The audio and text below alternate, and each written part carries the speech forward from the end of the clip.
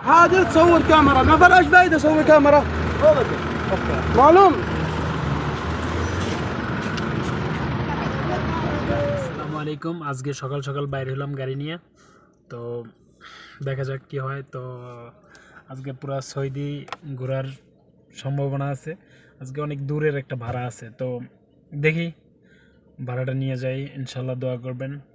আর আপনাদেরকে আপডেট দিতে থাকবো লাইসেন্স কিভাবে বানাইতে হয়। আপনার নাম্বার দেওয়া আছে আপনার ইউটিউবে, দেখেন, দেখার পর আমাকে কল করেন, সমস্যা নেই, মেসেজ করেন, যতটুকু পারি সহযোগিতা করব লাইসেন্স বানাইতে। গাড়ি রেন্টেক নেওয়ার জন্য রেন্টেক কেমনে নেয়, কিভাবে নেয়, কোনো প্রসেস আছে কি না, আপনারা যদি জানতে চান তাহলে যোগাযোগ করুন।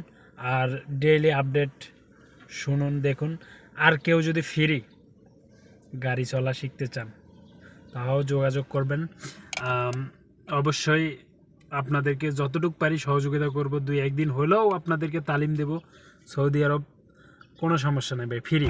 আমি অনেক কষ্ট করছি এই লাইসেন্স বানাইতে, গাড়ি চলা শিখতে, একটু তালিম দিতে। তো আমি চাই না আর অন্য কেউ এইভাবে কষ্ট করুক। তো আপনারা যদি চান যে আপনারা একটু তালিম দিবেন, সোলার থেকে আসতে ইউটার্ন করতে, তো আমার পিছনে গাড়ির পিছনে লাগাই দিছে। তো এ হলো আজকের জার্নি। আজকের নসিবটা এত খারাপ, তো অনেকক্ষণ 2 ঘন্টার মতো দাঁড়াইলাম। পুলিশ এলো, পরে এটার সমাধান করলো। পুরা গালাত ওর, তো জরিমানা ওর আসবে। এখান থেকে ইন্স্যুরেন্স থেকে আমি টাকা পাবো ইনশাল্লাহ।